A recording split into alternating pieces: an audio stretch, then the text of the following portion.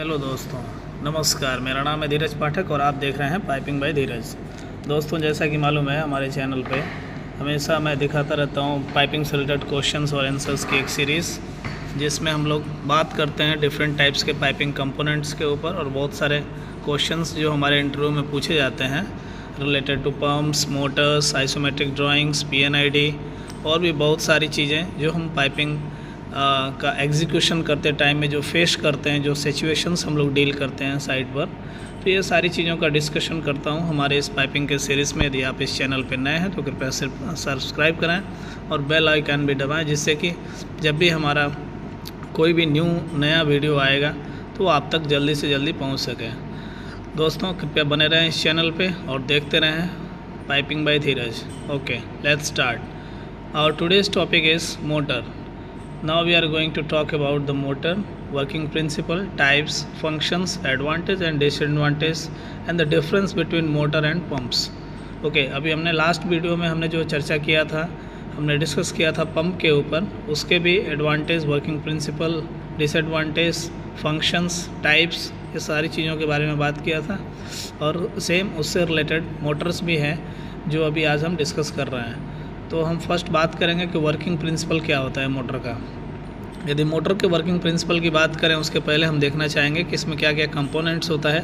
कोई भी जो मोटर है उसमें एक शाफ्ट होगा जो उसके इंटरनल एकदम सेंटर में होगा, उसमें एक बेयरिंग होगा जो उस शाफ्ट को होल्ड किए हुए है in between surrounding of this shaft, और उसमें एक इन ब्रैकेट होगा जो उसको इंटीग्रिटी क्रिएट करेगा कि यह शाफ्ट उससे बाहर ना जाए। उसमें एक आउट फ्रेम होगा, एक स्टेटर, जिसको स्टेटर भी बोलते हैं, स्टेटर बॉडी है जो उसके शाफ्ट के आउटसाइड है। कम्युलेटर होता है, ब्रश असेंबली होता है उसमें, और सेंटर में उसके आर्मेचर होता है। ओके, तो ये हमारे वो कंपोनेंट्स होते हैं जो एक मोटर में होते ही हैं। ये मिनिमम कंपोनेंट्स हैं जो किसी भी मोटर में अवेलेबल ही रहते हैं। तो हम बात करते हैं कि ये काम कैसे करता है। तो जनरली जब भी मोटर आए, आपको ये चीज़ ध्यान में देना होता है कि मोटर का एक फंक्शन ये होता है कि इलेक्ट्रिकल पावर को मैकेनिकल पावर में कन्वर्ट करना। Okay, a machine especially one powered by electrical और internal combustion that supply motive power to the vehicle. Means क्या है कि जो उसको इलेक्ट्रिकल एनर्जी दी जाती है, उस इलेक्ट्रिकल एनर्जी को वो मैकेनिकल एनर्जी में कन्वर्ट करता है। अब वो किसी व्हीकल के लिए यूज़ में आ सकता है या फिर किसी भी ऐसे पार्ट के लिए जिसको मूविंग या अपने को ज़रूरत है मूविंग करने के लिए, उसमें भी उसका उपयोग आ सकता है। ओके, तो हम वर्किंग प्रिंसिपल को थोड़ा और डिटेल में, फर्स्ट हमने डेफिनेशन को देखा कि डेफिनेशन इसका यही है कि मैकेनिकल पावर को इलेक्ट्रिकल पावर को मैकेनिकल पावर में कन्वर्ट करने का। अब हम वर्किंग प्रिंसिपल में इसको देखते हैं एक ब्लॉक डायग्राम के साथ में, जिससे आपको मालूम चलेगा कि ये होता कैसे है, कैसे इलेक्ट्रिकल पावर को मैकेनिकल पावर में कन्वर्ट करता है। अभी आप देखेंगे दो हमारे पास मैग्नेट है, एक साउथ पोल उसका है मैग्नेट का है और एक नॉर्थ पोल है। ये दोनों के ऊपर हमने एक बाइंडिंग किया हुआ है कॉपर के केबल से, जिसमें पॉजिटिव और नेगेटिव के थ्रू हमने उसको इलेक्ट्रिकल पावर देना है। इलेक्ट्रिकल पावर को देने के साथ ही, जैसा कि आपको मालूम है कि नॉर्थ से साउथ की तरफ कोई भी मैग्नेटिक फील्ड हमेशा फ्लो होता रहता है।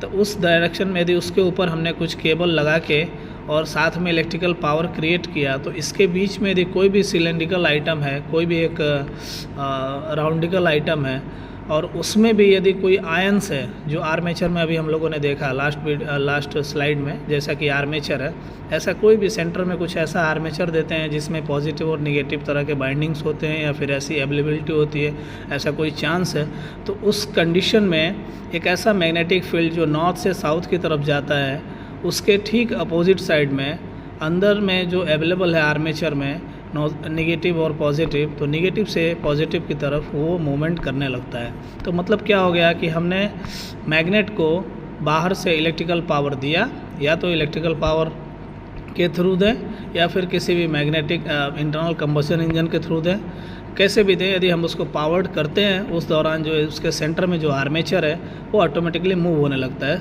अपने एक्सिस पे, मतलब कि वो अपना एक्सियल मोमेंट उसका स्टार्ट हो जाता है।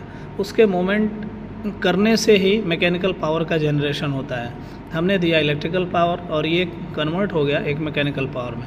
तो ये सिंपल सा फंडा है इसको इलेक्ट्रिकल पावर से मैकेनिकल पावर में कन्वर्ट करने का, जिसके लिए मोटर जाना जाता है। ओके, चलिए आगे बात करते हैं कि कितने टाइप्स का होता है। तो हमारे पास जो मोटर्स होते हैं बहुत वैराइटीज़ के होते हैं, बट यदि हम टाइप्स ऑफ उनके ये देखें कि किस तरीके से पावर्ड यूज़ होता है उसके अंदर, तो एसी मोटर्स होता है, डीसी मोटर होता है करंट के बेसिस पे बात करें तो, और स्पेशल मोटर्स भी होते हैं जिनके अलग फंक्शंस के लिए ही बनाया जाता है, ये स्पेशल टाइप के मोटर्स होते हैं। तो एसी मोटर्स की बात करें जो जनरली यूज़ में आता है, then AC motor is a motor that converts alternative current into mechanical power. यदि अल्टरनेटिव करंट को यूज़ करके यदि मैकेनिकल पावर में कन्वर्ट कर रहे हैं ऐसा कोई मोटर है तो हम उसको एसी मोटर बोलते हैं। और सिमिलरली डीसी मोटर में सेम होता है, यदि हम डायरेक्ट करंट को यूज़ करके इलेक्ट्रिकल एनर्जी को मैकेनिकल एनर्जी में कन्वर्ट कर रहे हैं तो वो डीसी मोटर है। बाकी चीज़ों को आप ये जान सकते हैं कि एक स्टेटर होता है, एक रोटर होता है, ये चीज़ें एसी करंट में होती हैं। सबसे पहले निकोला टेस्ला ने 1887 में इसको सबसे फर्स्ट एसी इंडक्शन मोटर का ये किया था, इन्वेंट किया था। ओके, यदि डीसी की बात करें तो it operates based on electromagnetic induction where as conductor carrying current usually a coil of wire, जिसको हमने अभी आर्मेचर बोला, placed in a magnetic field experienced a force that cause into rotate.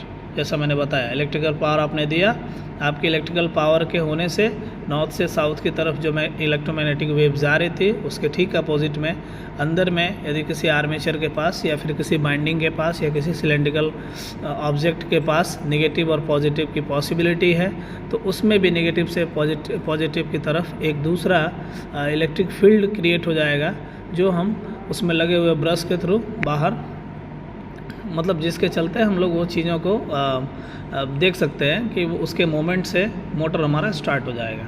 जितना प्रभावशाली हमारा करंट रहेगा उतना ही प्रभावशाली हमारा मोटर का मोमेंट रहेगा। ओके, तो ये चीज़ें हैं इसके बीच में। बहुत सिंपल सा फंडा है, आप इसे आसानी से समझ सकते हैं। दूसरा क्या है, यदि हम बात करते हैं कि इसके फंक्शंस में, तो हमारा जो मोटर है वो पंप के साथ जब यूज़ में आता है तो circulating fluids like oil, water या केमिकल्स इसके लिए यूज़ में आता है। जैसे कि आप देखते हैं जितने भी पंप हाउस होते हैं हमारा, ये पाइपिंग सिस्टम में आप रिफाइनरी में काम किए हैं या फिर जिधर भी काम किए हैं, तो जो पंप है या फिर घर के लिए भी जो हम लोगों ने पंप यूज़ करते हैं जिससे कि हम अपने पानी के टंकी में सिंटैक्स में पानी भरने के लिए काम आता है, तो वहाँ पे भी हमारा एक मोटर रहता है पंप के साथ में। वो मोटर ही उस पंप कोई अपना सेल्फ एनर्जाइज्ड कोई आइटम नहीं है, तो उसमें मोटर ही रहता है जिसके चलते वो मूव करता है और वो अपना एक जगह से दूसरी जगह पे लिक्विड को ट्रांसफ़र कर पाता है। दूसरा, यदि कंप्रेसर के साथ में यूज़ में आए तो कंप्रेशर HVAC या फिर गैस कंप्रेशन के लिए काम में आ जाता है। कन्वेयर के साथ यदि हमने इलेक्ट्रिकल मोटर को यूज़ किए तो उस कंडीशन में crude oil, refinery, by products such like sulphur, ये सब को हैंडलिंग करने के लिए काम में आता है।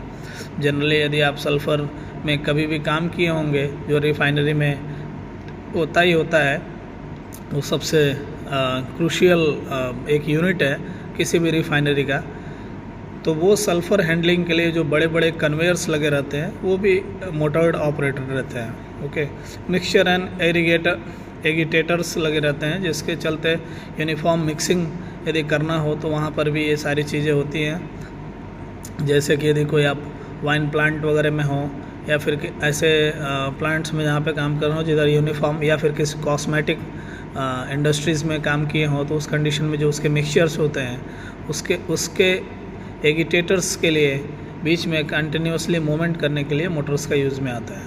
ओके, फैंस एंड ब्लोअर्स, जैसा कि हम लोग मालूम है अपने घर पे भी हम लोग यूज़ करते हैं, तो फैंस और ब्लोअर्स तो वेंटिलेशन और एयर सर्कुलेशन के लिए रहता है। सॉरी, अभी हम बात करें तो एडवांटेज की, तो एडवांटेज इसमें जो हमने हाईलाइट किया है वो पॉइंट्स देखिए, अब ज़्यादा डिटेल में जाने की ज़रूरत नहीं है। इसकी एफिशिएंसी बहुत हाई होता है, ये रिलायबल होता है, मतलब इसको आप लॉन्ग टाइम तक यूज़ कर सकते हैं। प्रिसाइज कंट्रोल होता है, इसमें कंट्रोल बहुत प्रिसाइज होता है। जैसे ही हमने आपको बताया कि मैकेनिकल एनर्जी को आपको कंट्रोल में लाना है, आप इलेक्ट्रिकल पावर को कम कर दीजिए, आप इलेक्ट्रिकल पावर को इंक्रीज़ करेंगे, मैकेनिकल एनर्जी और रोटेशन उसका और बढ़ जाएगा। तो वो उसकी जो पॉसिबिलिटी है, इसको जो ब्रेकिंग सिस्टम है या इसको जो एनर्जाइज करने का चीज़ है, ये बहुत ज़्यादा प्रिसाइज कंट्रोल रहता है। जैसा चाहिए उतना ही आप अवेलेबल कर सकते हैं, बहुत प्रिसाइजली कंट्रोल कर सकते हैं। ये बहुत सेफ़ होता है, क्योंकि यदि इंटरनल कंबस्जन इंजन जहाँ पे रहेगा वो एक इमिशन क्रिएट करेगा, जिससे कि हमारा इन्वायरमेंट भी गंदा होता है उसके स्मोक से और सारी चीज़ों से। ये इलेक्ट्रिकल एनर्जी से बनता है, तो यहाँ पे कोई ऐसा वाला प्रॉब्लम नहीं है। ओके, दूसरा आप एक चीज़ें देख सकते हैं कि इलेक्ट्रिकल जो आईसी इंजन्स बहुत ज़्यादा हीट हो जाता है, उस कंडीशन में ये प्रॉब्लम होता है, उससे उसके सेल्स को जलने का या फिर वहाँ पे काम करते हुए आदमी के लिए बहुत ज़्यादा डेंजर हो जाता है। बट ये ऐसा नहीं है। लॉन्गिटिविटी भी है इसकी, यदि आप बात करें इसका बराबर आप तरीके से मेंटेनेंस कर रहे हैं इसको, अच्छे तरीके से आप प्रिवेंटिव मेंटेनेंस और सारी चीज़ों का प्रिकॉशंस लेके चलते हैं, तो फिर आपको कभी भी इसकी लाइफ भी लंबी दिखेगी। डिसएडवांटेज, जैसा कि आपको मालूम है जो भी चीज़ों का एडवांटेज है उसका कुछ ना कुछ डिसएडवांटेज भी है। तो जैसा कि इतने सारे एडवांटेज है, डिसएडवांटेज में इसकी बड़ी चीज़ है कि ये इसकी इनिशियल कॉस्ट हाई होता है। ठीक है, तो बाकी चीज़ों से यदि आप बात करेंगे पंप मोटर्स की, तो सब मोटर्स स्पेशली स्पेशलाइज्ड टाइप्स के जो मोटर्स होते हैं बहुत कॉस्टली होते हैं, एक्सपेंसिव होते हैं, परचेज भी इनका थोड़ा मुश्किल है और इसका इंस्टॉलेशन भी सेम वैसा ही। तो ये सारी चीज़ें आपको देखना पड़ेगा।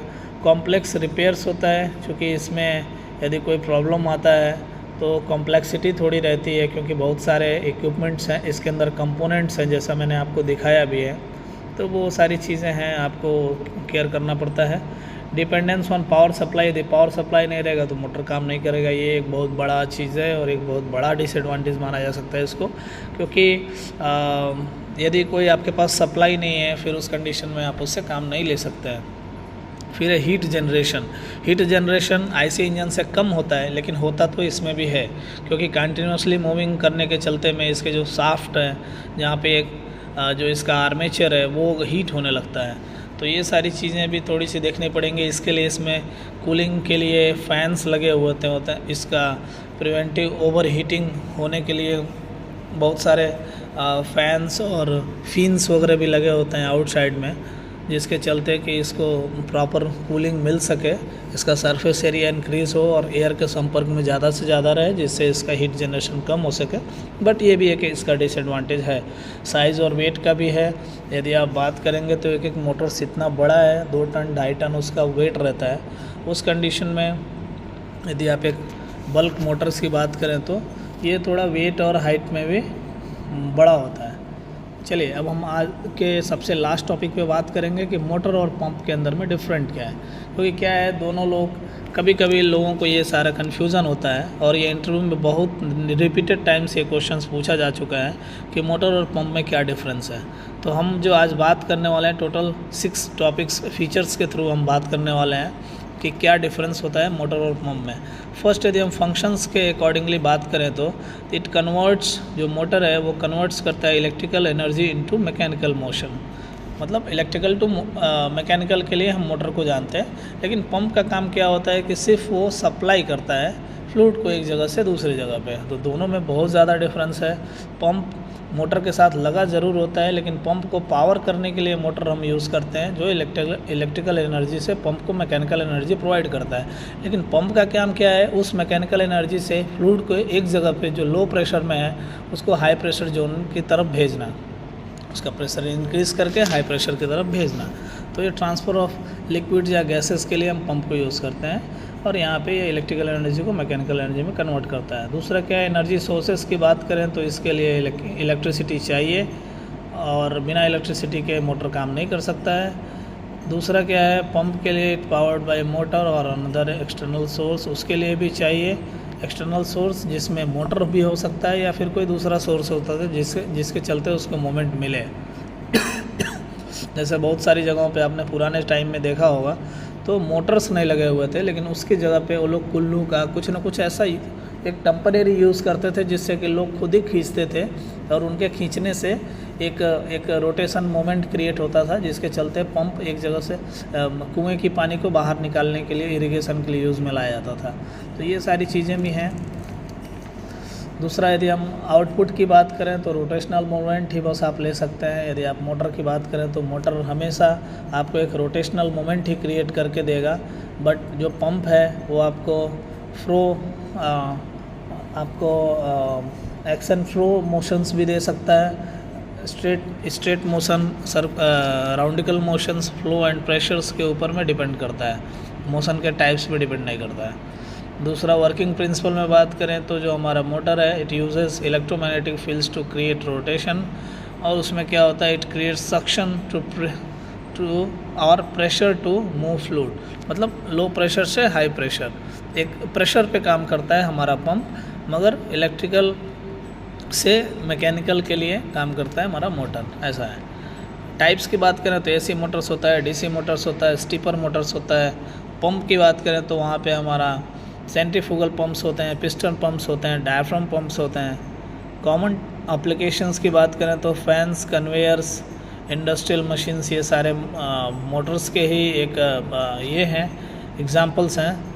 और यदि हम पंप की बात करें तो water supply, oil transfer, HVAC system, ये सब में जो यूज़ होता है वो पंप होता है हमारा। ओके, तो अभी हम दोस्तों बात करेंगे, कुछ क्वेश्चंस हैं हमारे पास। अभी तक हमने जो बात किया है उसके रिगार्डिंग ये क्वेश्चंस हैं जो चाहता हूँ कि आप लोग इस पर ध्यान दें और इसे भी आप जानें, क्योंकि इस क्वेश्चंस का मैं जवाब अपने नेक्स्ट वीडियो में दूंगा। तो आप लोग ये सारे क्वेश्चंस को रीड करें, इसको समझें और अभी तक आपने क्या समझा उसका एक ओवरव्यू ले पाएँ। What is the primary function of motor in the piping system. मैं आपको एक क्लू दे दिया करूँगा जिसमें कि आपको मालूम है कि फंक्शंस की यदि हम बात करें तो हमारे मोटर के लिए ये इलेक्ट्रिकल को मैकेनिकल में कन्वर्ट करने का काम करता है और यही इसकी प्राइमरी फंक्शन होती है। ओके दूसरा, यदि हम बात करें तो which type of motor is commonly use to drive centrifugal pumps in the piping system.